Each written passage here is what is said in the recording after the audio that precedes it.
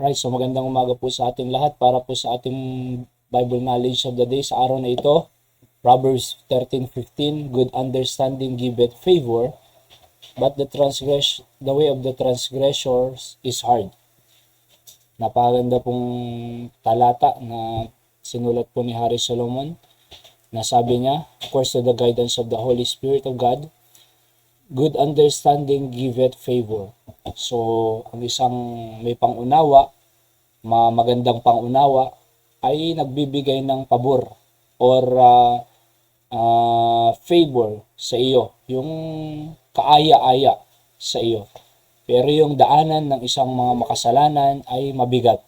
So nakikita po natin ito sa ating community, sa ating lipunan, na kung saan tingnan niyo po yung mga daanan na masasama, 'di ba? Nakukulong, nare-rehabilitate, at nasa korte, may hearing, may kaso, kahit mga politiko ay nakakakaso, 'di ba?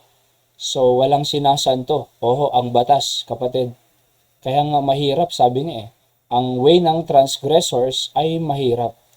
Mahirap. Pero ang merong magandang pangunawa ay nagbibigay ng favor, ng kaaya-ayang buhay sa atin, kaayusan, kasiyahan, kagandahan ng buhay.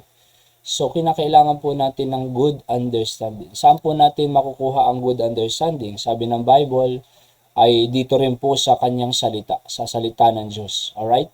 So, magandang pangunawa. Okay? So, kailangan po natin ng prinsipyo ng salita ng Diyos upang magkaroon tayo ng good understanding para ang ating buhay ay kaaya-aya. May magandang mangyayari. So, iwasan po natin yung way of transgressor sapagkat mabigat po yan, komplikado po yan eh. Pagnanakaw, pagpatay, pag may galit, di ba? Yung galit talagang nagdudulot yan ng conflict at retaliation. So, yung inggit, so naiinggit ka, hindi ka nakokontento sa meron ka, mahirap po yan. Oo. So, hahanapin mo yung wala sa'yo, mahirap yun. Kaya nga, kailangan lang po natin maunawaan ang buhay na gusto ng Panginoon para sa atin. At alam niyo po, ay may magandang masayang buhay. May favor ang Diyos po sa atin. Okay, so yan po ang ating Bible knowledge of the day sa araw na ito. God bless po.